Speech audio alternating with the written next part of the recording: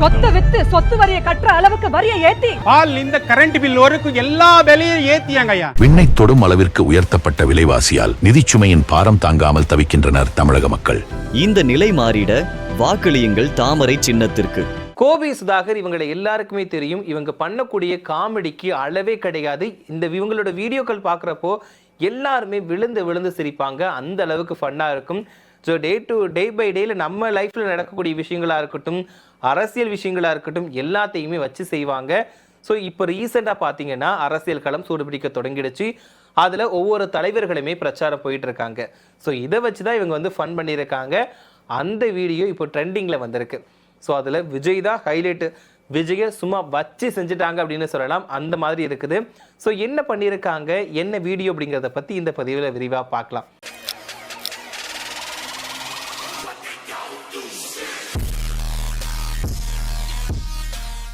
கோபி சுதாகர், நான் சொன்ன மாதிரி இவங்களை வந்து யாருக்குமே பிடிக்காது அப்படின்னு சொல்ல முடியாது. ஏன்னா அந்த அளவுக்கு இவங்க நல்லா ஃபன் பண்ணுவாங்க. யாரையும் காயப்படுத்துவாங்களா அப்படின்னு கேட்டால், அதாவது ஒரு சில அரசியல் தலைவர்களை வச்சு விமர்சனம் பண்ணி காமெடி பண்ணி வீடியோ போடுவாங்க. ஆனால் அது பார்க்குறதுக்கு ஃபன்னாக இருக்கும். யாரையும் தாக்குற மாதிரி இருக்காது, ஃபன்னாக இருக்கும். இருந்தாலுமே இவங்களோட வீடியோ பார்க்குறதுக்கு எக்கச்சக்க பேர் காத்துக்கிட்டு இருப்பாங்க. ஸோ ஒரு டைமில் வீடியோ லேட் ஆச்சுன்னா எப்போ போடுவீங்க, அடுத்த வீடியோ எப்போ வரும் அப்படின்னு இவங்களுக்காக காத்துட்டு இருக்கக்கூடியவங்க நிறைய பேர் இருக்காங்க. குறிப்பாக இவங்க வந்து ஆரம்பத்தில் ரொம்பவே கஷ்டப்பட்டு தான் இந்த இடத்துக்கு வந்திருக்காங்க. ஆரம்பத்தில் ஒரு சேனலில் வேலை பார்த்துட்டு இருந்திருக்காங்க. அங்கே வீடியோக்கள் போட்டாங்க. ஸோ அதுக்கப்புறமா அங்கேருந்து வெளிவந்ததுக்கு அப்புறமா தான் பரிதாபங்கள் அப்படின்ற யூடியூப் சேனல் ஓப்பன் பண்ணி இவங்க வந்து வீடியோஸ்கள் வந்து நிறைய போட்டுட்டு இருக்காங்க. ஸோ ஒரு தனியார் தொலைக்காட்சிக்கு வந்து ஒரு சான்ஸ் கேட்டு போகும்போது இவங்களுக்கான வாய்ப்பு கிடைக்கல.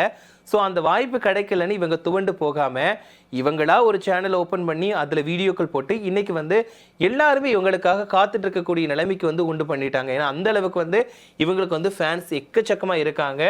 இவங்க வீடியோ போட்டாலே கொஞ்ச நேரத்திலேயே மில்லியன் வியூஸ் போயிடும். அந்த அளவுக்கு இவங்களோட வீடியோஸ் பார்க்குறதுக்கு அவ்வளோ பேர் காத்துட்டு இருக்காங்க.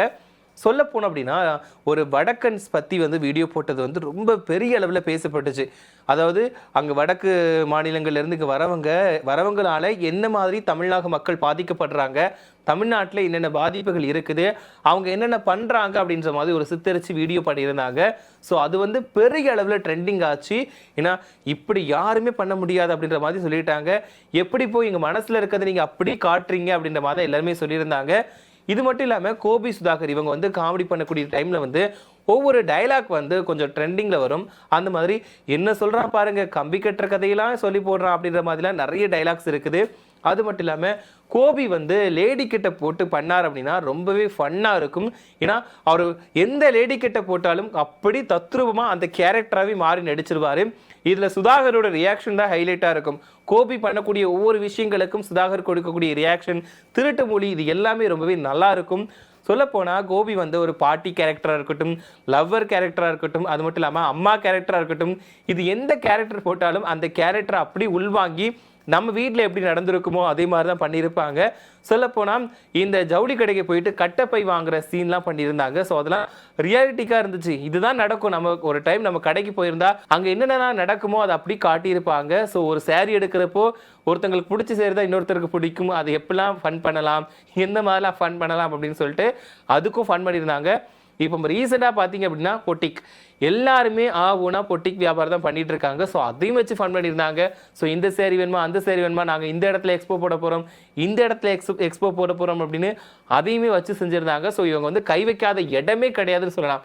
எந்த இடத்துல இருந்து, ஸோ நம்ம வீட்டில் சின்ன பசங்கள்லேருந்து பெரியவங்க வரைக்கும் வைக்காத இடமே கிடையாது, எல்லாத்தையுமே வச்சு செய்வாங்க.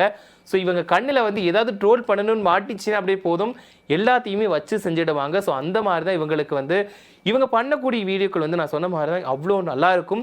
ஸோ யாரையும் காயப்படுத்துகிற மாதிரி இருக்காது. பட் இருந்தாலும் இவங்களோட வீடியோ வந்து ரொம்பவே நல்லா இருக்கும், ஃபன்னாக இருக்கும்.